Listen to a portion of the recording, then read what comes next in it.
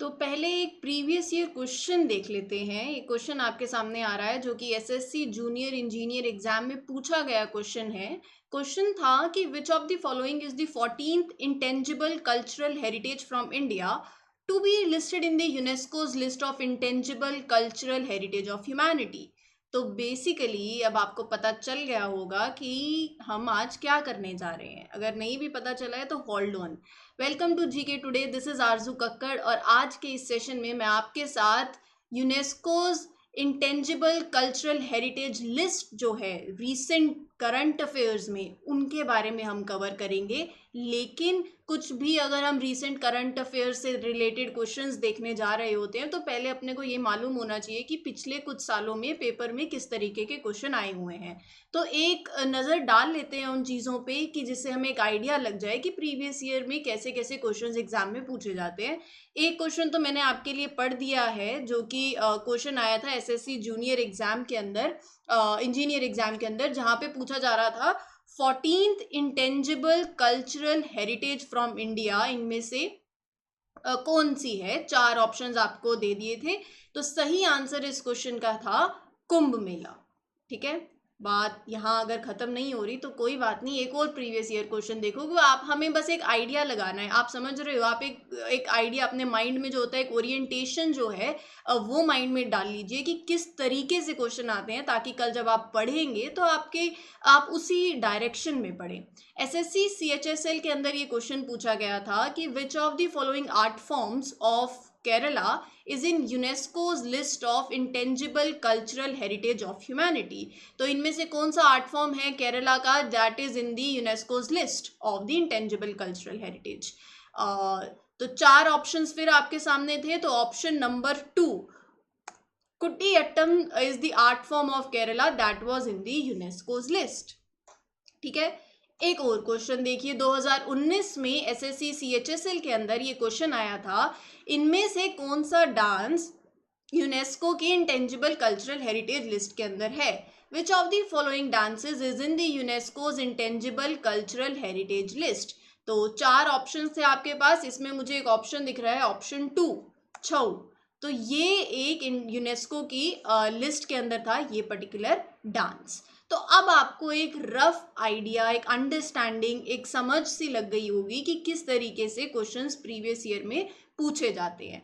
ठीक है, तो यहाँ पर अब मैं आपके लिए पहला क्वेश्चन हम देख लेते हैं जो कि आपके अब रीसेंट करंट अफेयर्स में से है, जो न्यूज़ में रहे तो उससे एसोसिएटेड, ताकि अब कोई क्वेश्चन अगर ऐसा आए तो हम उसको सॉल्व कर पाए।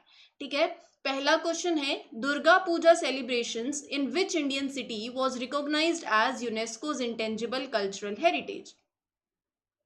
तो 4 ऑप्शंस हैं आपके पास। दुर्गा पूजा सेलिब्रेशंस होती हैं कौन सी इंडियन सिटी में, that was recognised as the UNESCO's cultural heritage. Durgapur, Kolkata, Varanasi, Kolhapur. सोच लिया?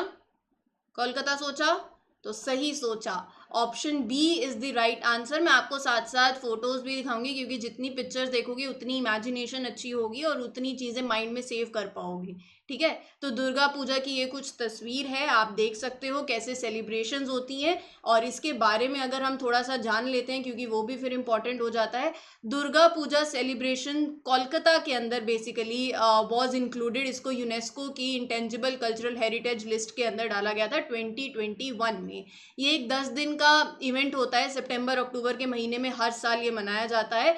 एंड यहाँ पर बेसिकली आप बोल सकते हो इसमें बंगाली ट्रेडिशन, बंगाली ड्रमिंग, दुर्गा माता की स्कल्पचर जो होती है वो भी होती है। और ये 10 दिन का त्यौहार जो है दशमी वाले दिन, जो कि 10th डे होता है इस फेस्टिवल का, तो Dashami marks the immersion of the idols in the water. ठीक है, तो जो भी आइडल्स होती हैं उनके दे बेसिकली जब दशमी होती है, 10th डे होता है फेस्टिवल का दुर्गा पूजा में, तो वहाँ पर आप फिर इमर्जन करते हो of those idols in the water.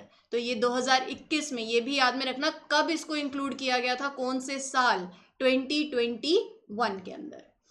अगला question, which country is looking to include pretzel baking in the UNESCO's intangible cultural heritage list। मैं आपको दिखाऊंगी दिखता कैसा है। ठीक है, तो कौन सी कंट्री है उनमें से, इनमें से 4 ऑप्शंस हैं आपके पास, that is looking to include pretzel baking in the UNESCO's intangible cultural heritage list. वो है जर्मनी।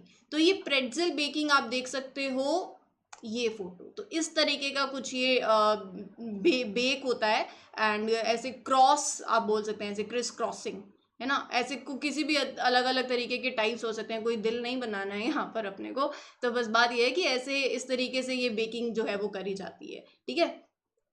चलिए, अगला एक ट्रेडिशनल फॉर्म ऑफ डांस है गरबा।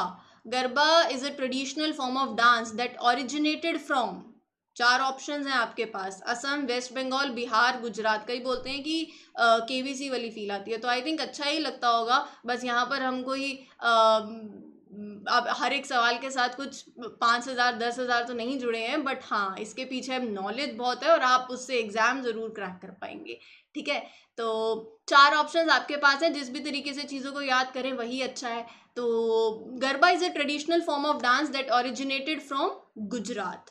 तो चलो, गरबा की कुछ तस्वीरें आप देख सकते हो। इस तरीके से गरबा जो है वो सेलिब्रेट किया जाता है, ये डांस फॉर्म है, एंड ये गुजरात के अंदर ओरिजिनेट हुआ। ये UNESCO's intangible cultural heritage list में India recently nominated to include it. और फिर इसके बाद अगर मैं बात करूँ गरबा डांस की, तो हिंदू फेस्टिवल नवरात्रि जो होता है, तो उस टाइम पे इसको मेनली परफॉर्म किया जाता है। 9 डेज का जो नवरात्रि रहता है, एंड इसके बीच में एक सेंट्रल में एक लिट क्ले लैम्प बेसिकली आप बोल सकते हो, जिसको गरबा दी बोला जाता है, जो कि life and foetus in the womb उसको रिप्रेजेंट करता है। और ये डांस फिर हम परफॉर्म करते हैं in the honour of goddess Durga, जिनको the feminine form of divinity जो है बोलते हैं, ठीक है। तो आई होप अब आपको ये थोड़ा सा क्लियर हो गया है गरबा डांस के बारे में, आपने फोटो भी देख ली है। अगला है haiku, which was recently mentioned in news, is a form of, ये कोई पेंटिंग नहीं है, ये कोई डांस भी नहीं है, ये पोएट्री है। तो ऑप्शन सी इस क्वेश्चन का सही आंसर है, और ये जापान बेसिकली इसमें इन्वॉल्व है।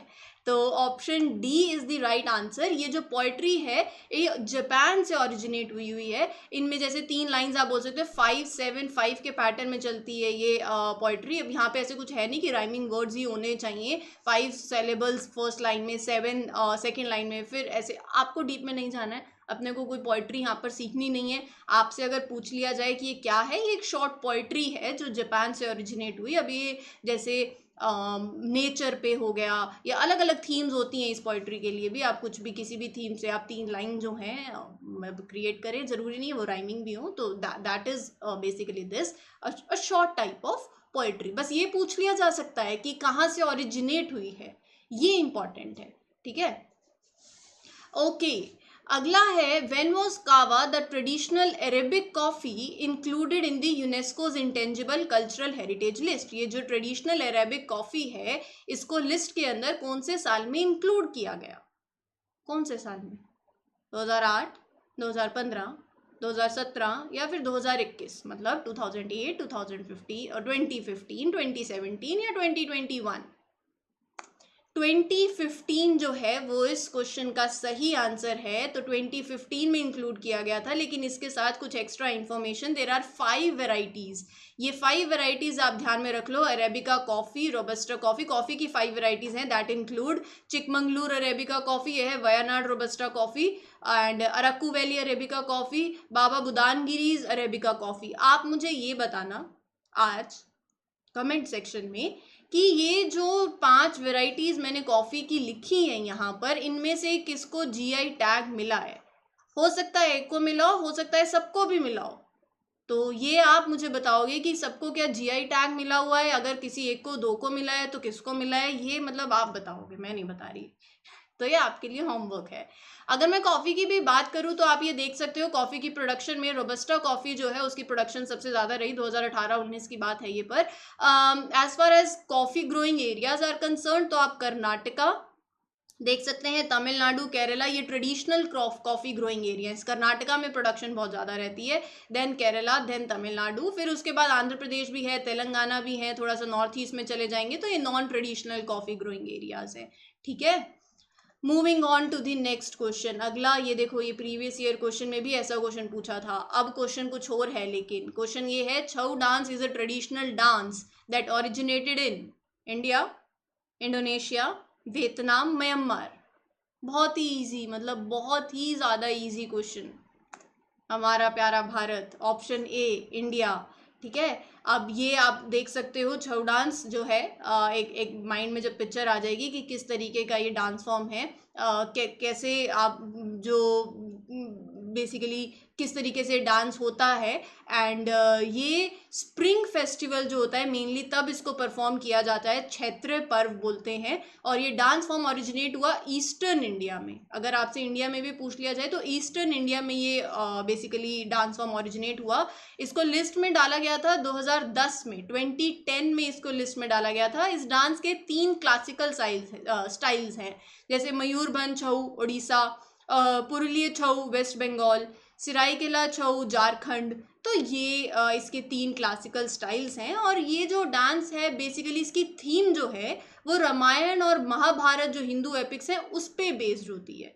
ठीक है, इसी के साथ अगला क्वेश्चन देख लीजिए। Manipuri Sankirtan which was recently mentioned in the news is a form of, क्या है? आर्ट, फेस्टिवल, पोइट्री या फिर ट्रेडिशनल कुकिंग? तो it is a form of, a very simple question, performing art. Correct, option B. तो ये कुछ आप देख सकते हो तस्वीर, मणिपुरी संकीर्तन कैसे होता है, अब एक माइंड में पिक्चर अब रह जाएगी।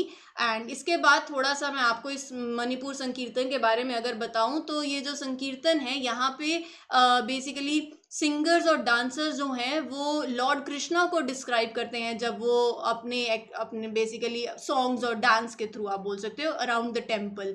ठीक है, 2013 में इसको लिस्ट के अंदर इंक्लूड किया गया था। और ये बेसिकली जो मणिपुर में वैष्णव कम्युनिटी है वो परफॉर्म करती है, साथ साथ जो नेबरिंग स्टेट्स हैं त्रिपुरा और असम के वो भी परफॉर्म करते हैं। एंड पता चल ही गया आपको कि ये बेसिकली संकीर्तन जो ट्रेडिशन है ये लॉर्ड कृष्णा जो हैं उनको डिस्क्राइब किया जाता है, आप अपने सॉन्ग्स और डांस के थ्रू करते हो। तो ये एक ऐसा परफॉर्मिंग आर्ट है जो कि वैष्णव पीपल जो है मणिपुर के वो करते हैं। ठीक है, अगला question, Kumbh Mela is associated with which Hindu saint? अब कुंभ मेला जो है 14th जो बेसिकली लिस्ट में कौन है वो बता दिया, वो प्रीवियस ईयर क्वेश्चन था।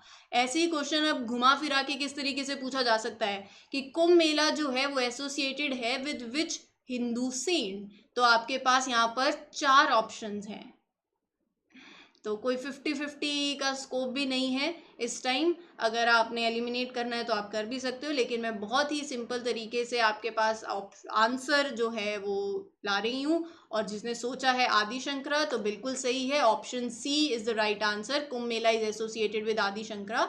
कुंभ मेला की कुछ तस्वीरें ये आप देख सकते हो, रिसेंट ही है, 2021 की है। एंड यस, तो कुंभ मेला बेसिकली एक फेस्टिवल है जहाँ जो कि यू कैन से जो सेलिब्रेट होता है अराउंड 12 ईयर्स, तो 12 साल बाद, to mark the revolution of Jupiter, Brihaspati.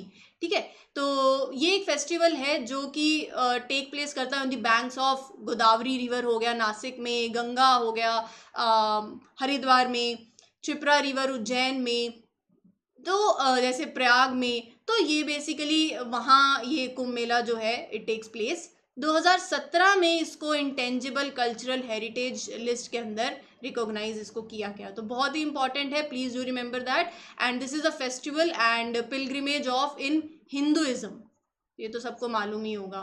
ठीक है, तो अगर कल को पूछ भी लिया जाए तो it is celebrated in a cycle of around how many years? 12 years, right. And कौन से साल में ऐड किया? 2017। तो ये कुछ चीजें हैं जो आपको याद में रखनी रहेंगी। ये बड़ा एक अच्छा सूप दिख रहा है, ब्रोशर्ड सूप।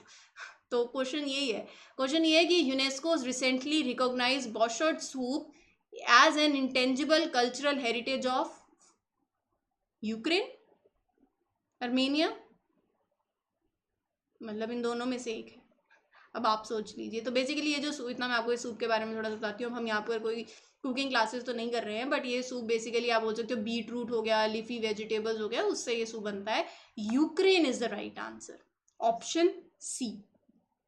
डन है, चलो जी अगला क्वेश्चन देख लेते हैं। When was Ramlila inscribed on the representative list of intangible cultural heritage of humanity? कौन से साल में रामलीला को इंस्क्राइब किया गया in the list, on the list?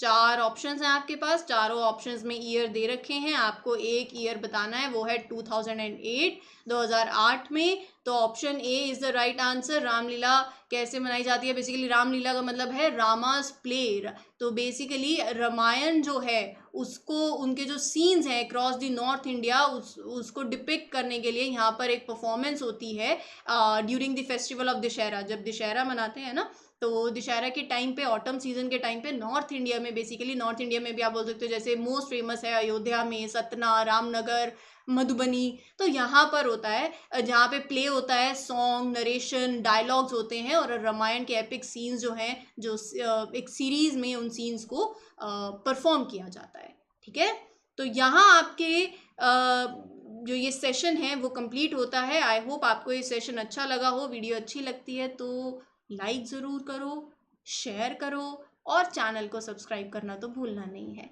इसी के साथ I Aarzoo Kakkar wish everybody a very best of luck. Happy learning everyone, take care, thank you.